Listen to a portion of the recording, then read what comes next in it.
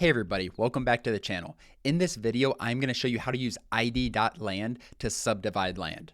If you're a land investor and you're attacking 100-acre parcels, 150-acre parcels where you can subdivide the land potentially, it's very important to understand how to use this tool and what to look for. If you sell 150 acres as is, you might sell for $350,000. If you cut that up into 15 10-acre parcels, you might be able to sell it for over $1 million. That's how powerful subdividing is. So let's get to it.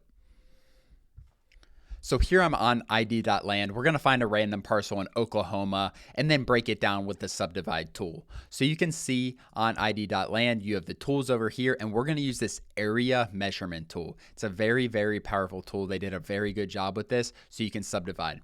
Now, the first key with subdividing is understanding the restrictions within the county and what you can subdivide. So you cannot just go to any parcel and start subdividing it up with a survey. You need to first understand what can be done in that jurisdiction, whether it's a county or a city.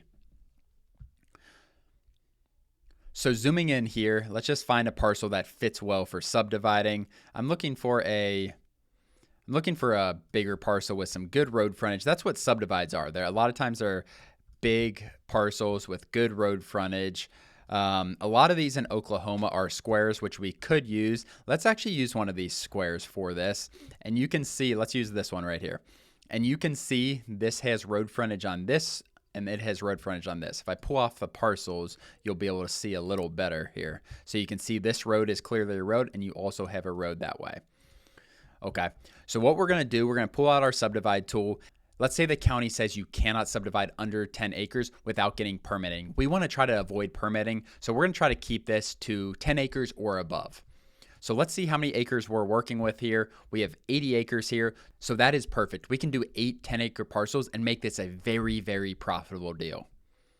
So I'm going to hit convert to map feature so we can see the entire parcel. I'm also going to look over the other overlays to see, because you want to keep this in mind when you are selling properties or when you're splitting properties up. You want to keep the floodplain, the terrain in mind, so you're not subdividing into bad properties. If you subdivided and you had an entire floodplain property, it's probably not going to sell very well.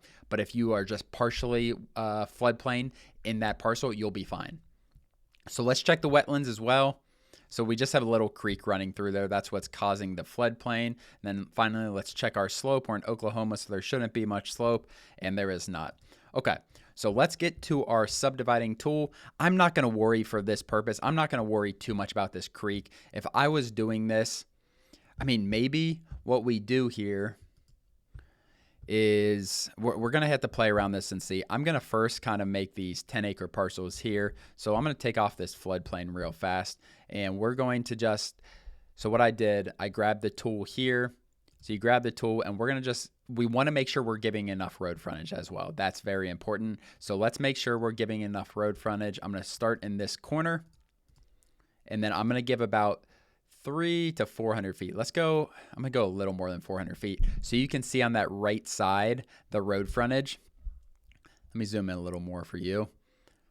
So I'm gonna give about 500 feet of road frontage, and we're just gonna drop this back, and you can see the acreage going up, but that is the acreage not for a square. So that's the acreage for this current triangle that we're seeing. So I'm gonna break this down all the way up to here.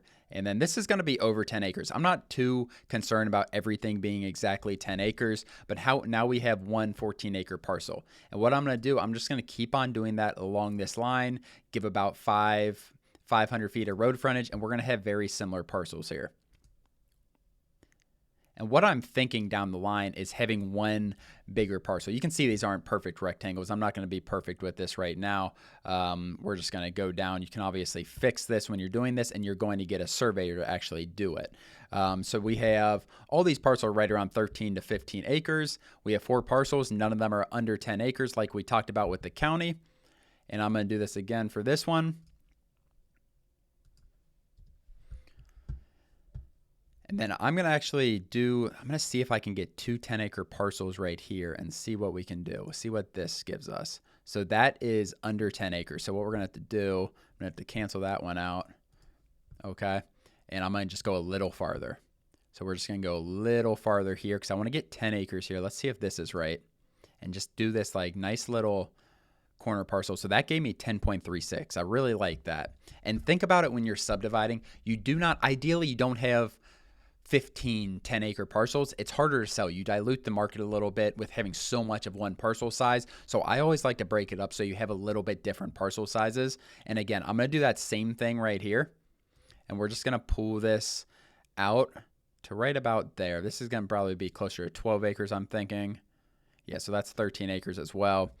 And now what I would do, honestly, with something like this, where we have a creek, we have a lot of floodplain, is you have a couple options. So you could do something like this. And people don't hate these type of parcels. We could also cut up the previous one so it's not like that. But I'm going to keep it like this for now. I would probably change this if I was doing this deal. And then I would have one really big parcel. And let's go over this big parcel and see how much this is in terms of acreage.